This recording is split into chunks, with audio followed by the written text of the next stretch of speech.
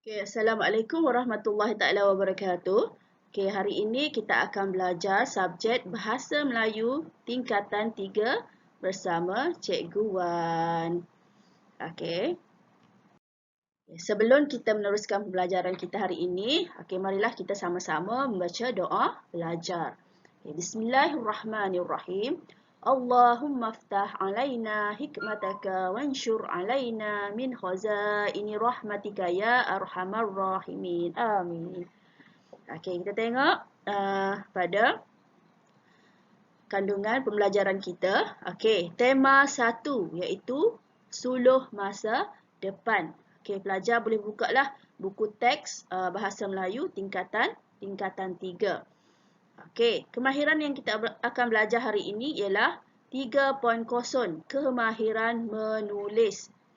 Okay, standard kandungan 3.3 iaitu menulis untuk mengemukakan maklumat tentang sesuatu perkara. Okay, standard pembelajaran 3.3.1 menulis untuk melengkapkan maklumat dengan membuat pertimbangan yang relevan dalam pelbagai bahan. Okay, objektif pembelajaran kita hari ini ialah di akhir pembelajaran murid dapat menyenaraikan isi-isi penting karangan. Yang kedua, menulis sebuah karangan yang lengkap. Okey, kita tengok pada slide. Okey, ini ialah laluan pendidikan selepas tingkatan 3. Okey, di sini pelajar ada berapa pilihan? Ada 3 pilihan. Okey, yang pertama, pilihan pertama, sambung belajar ke tingkatan 4 dan 5. Okey, pelajar akan ambil SPM lah. Tingkatan 4, selepas SPM, pelajar akan menyambung sama ada ke program asasi atau matrikulasi selama 1 hingga 2 tahun. Ataupun akan menyambung ke diploma selama 3 tahun. Okey, selepas matrikulasi dan ataupun diploma, pelajar boleh menyambung ke peringkat ijazah sarjana muda. Okey, ini laluan pilihan pertama. Pilihan yang kedua, selepas tamat tingkatan 3, pelajar boleh mengambil sijil kemahiran selama 1 hingga 2 tahun. Okey, pilihan yang ketiga, ada pelajar akan sambung ke kolej vokasional. Pelajar akan ambil sijil vokasional selama 2 tahun. Selepas 2 tahun boleh sambung ke diploma vokasional selama 2 tahun juga. Dan seterusnya akan sambung pelajaran ke peringkat ijazah sarjana muda selama 2,5 tahun hingga 5 tahun. Ini ialah laluan pendidikan selepas tamat tingkatan 3. Pelajar-pelajar boleh tepuk dada, tanya diri masing-masing ke mana arah tuju anda semua. Kita tengok muka surat 7. Ini ialah transformasi pendidikan vokasional. Transformasi pendidikan vokasional ini merupakan satu usaha oleh kerajaan untuk memperkasakan sistem pendidikan vokasional. Transformasi pendidikan vokasional ini menyumban kepada agenda transformasi Malaysia sebagai sebuah negara berpendapatan tinggi. Jadi disebabkan dasar kerajaan ini, jadi Kementerian Pendidikan telah menggubal Curriculum Standard College Vocational telah digubal. Ini bertepatan dengan prinsip falsafah pendidikan kebangsaan yang berhasrat untuk membentuk modal insan yang berkemahiran tinggi. Jadi pelajar-pelajar boleh bacalah maklumat lanjut mengenai transformasi pendidikan nasional ni. Ada dalam buku teks anda semua. Jadi bidang vokasional ni mempunyai banyak kursus-kursus yang ditawarkan. Banyaklah kursus. Antara contoh kursusnya ialah teknologi dalam bidang teknologi kejuruteraan, dalam bidang pertanian, dalam bidang penjagaan dan perkhidmatan masyarakat, hospitality dan pelancongan, serta teknologi maklumat dan komunikasi. Ini antara bidang-bidang yang ditawarkan dalam pendidikan vokasional. Okey. Okey, seterusnya. Okey. Okey, perbincangan kita pada hari ini, apa yang kita nak bincang ialah okey, kita akan tengok okey sini bahasa Melayu kertas 2, bahagian B. Okey, bahagian B, apa dia? Karangan umum.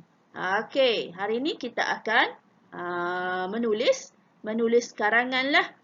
Okey. Kita tengok arahan soalan.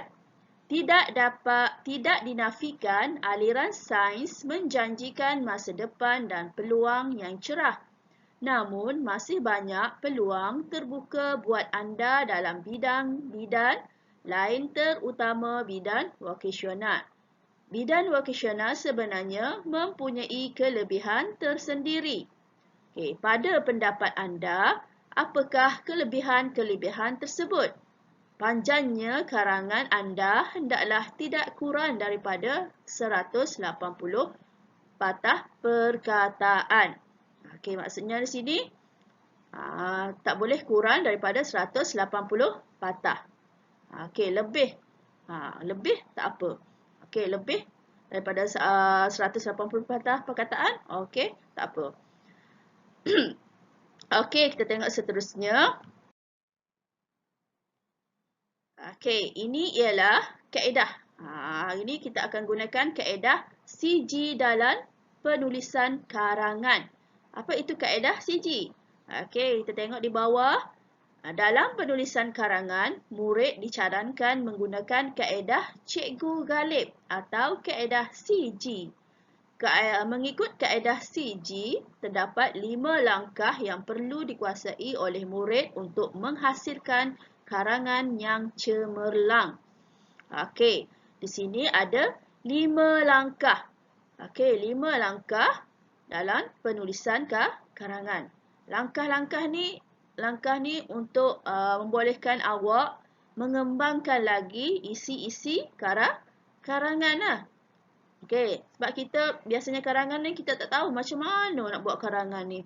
Macam mana nak kembangkan isi karangan ni. Okey, jadi dengan langkah CG ini, okey, pelajar boleh mengembangkan isi karangan. Kita tengok pada langkah yang pertama. Mengenal pasti tema, kata kunci dan format. Okey, langkah pertama ni, yang pertama kita nak kenal tema.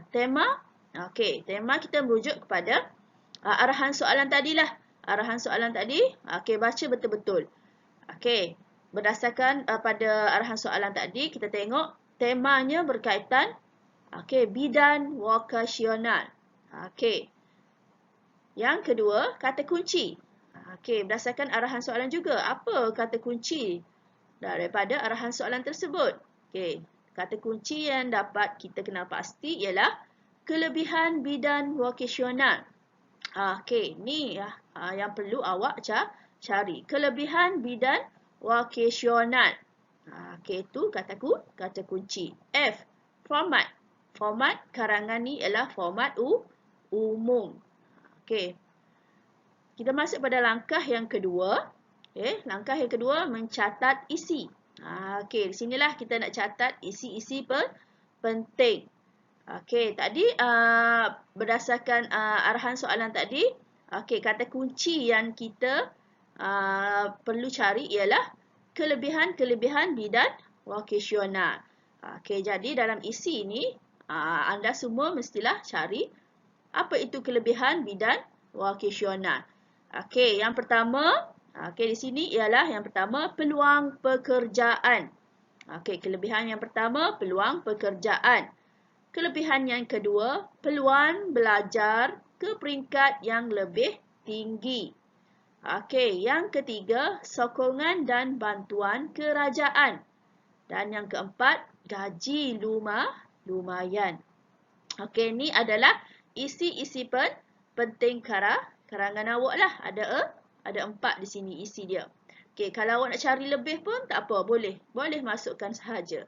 Okey, lebih daripada 4 pun tak apa. Okey, kita tengok pada langkah yang ketiga, menulis perenggan pengenalan. Okey, hendaklah mempunyai 2 jenis ayat.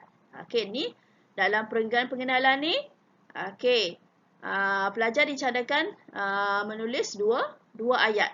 2 ayat, apa dia ayatnya? Ayat rangsangan.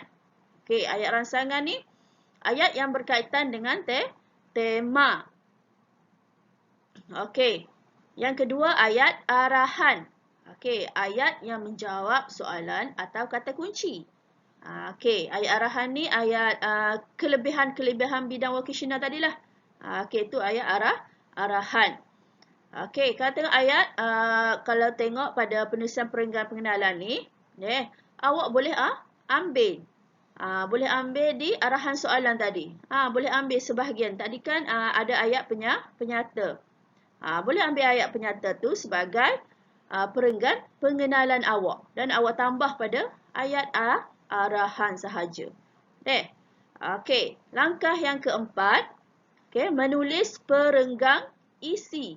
Okey, menulis perenggan isi. Okey, pelajar hendaklah mencari sekurang-kurangnya 5 ayat dalam setiap perenggan, iaitu apa ayatnya? Yang pertama, ayat judul. Okey, ayat yang mengandungi kata kunci jawapan yang menjawab pokok persoalan karangan. Okey, ayat judul ni, kalau kita berbalik kepada isi tadi, peluang pekerjaan lah. Ayat judul ni awak bina ayat berkaitan dengan peluang pekerjaan. Okey, ayat huraian. Huraian lanjut tentang isi utama bertujuan untuk menyokong isi-isi utama. Okey, ayat huraian ni awak huraikan lebih lanjut lagi lah mengenai isi yang awak cari tadi. Tadi awak cari, yang pertama tadi peluang pekerjaan. Okey, awak huraikan lebih lanjut mengenai peluang pekerjaan. Awak boleh bagi tahu, okey, peluang pekerjaan banyak terdapat dalam bidang oil and gas, bidang perkapalan, bidang teknologi dan sebagainya lah. Okey, itu ayat huraian. Ayat contoh. Okey, ayat contoh mengandungi bukti atau contoh berkaitan dengan isi untuk memperkukuhkan hujah. Okey. Okey, ayat contoh ni awak boleh bagi. Okey, contohnya peluang isi kita peluang pekerjaan. Ayat contoh ni macam mana? Awak bagilah contoh peluang pekerjaan. Tengok dalam bidang perkapalan, teknologi, bidang oil and gas. Tu ayat contoh. Bagi contoh peluang pekerjaan yang ada lah. Contohnya dari bidang oil and gas, teknologi maklumat, dalam bidang perkapalan. Okey, banyak peluang pekerjaan dalam bidang tersebut. Okey, ayat 4. Okey, ayat 4. Ayat yang memperlihatkan kesan atau implikasi. Okey, kesan atau implikasi. Kita rujuk balik kepada isi kita, iaitu peluang pekerjaan. Apa dia impak pada peluang daripada isi peluang pekerjaan? Okey, impak dia, kesan dia kepada kita, kepada negara, kepada masyarakat ialah kadar pengangguran menurun.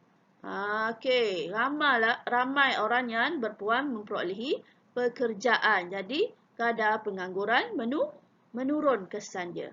Okey, ayat penegasan. Ayat yang memberikan penegasan tentang isi ayat ini. Isi. Ayat ini biasanya mempunyai penanda wacana. Penanda wacana apa dia? Oleh yang demikian, oleh sebab itu, okey. Nak menunjukkan penegasan tentang isi yang kita beri. Okey. Okey, boleh faham semua? Okey, langkah yang kelima dan langkah yang terakhir, menulis perenggan kesimpulan. Okey. Ayat dalam perenggan ini terdiri daripada ayat kesimpulan, ayat cadangan, ayat pendapat, ataupun ayat harapan, ataupun ayat penilaian dan sebagainya lah. Okey. Tadi Biasanya kesimpulan ni kita gunakan penanda wacana juga, okey? Kesimpulannya, kita nak apa ni? Nak beri penekanan kepada isi-isi yang kita cari itulah. Okey, itu ayat dalam perenggan kesimpulan.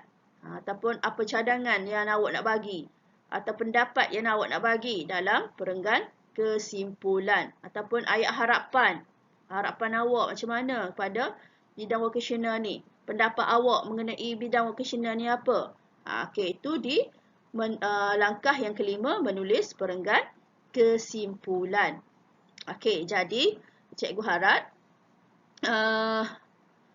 para pelajar, okey, bolehlah membuat tugasan ini, menulis sebuah karangan yang lengkap menggunakan langkah CG, iaitu langkah cikgu Ghalid, yang mana ada 5 langkah. Ikut setiap langkah yang diberi. Okey, cuba ikut langkah yang diberi. Okey, dan awak boleh membuat boleh menulis sebuah karangan yang lengkap, insya-Allah. Okey, jadi cikgu harap pelajar semua fahamlah apa yang cikgu terangkan hari ini. Okey, jadi pelajar boleh buat latihan ni, buat tugasan ini dalam buku karangan lah. Dalam buku karangan. Okey, cikgu rasa okey. Itu sajalah untuk hari ini. Terima kasih dan jumpa lagi di sesi pembelajaran seterusnya. Assalamualaikum warahmatullahi taala wabarakatuh.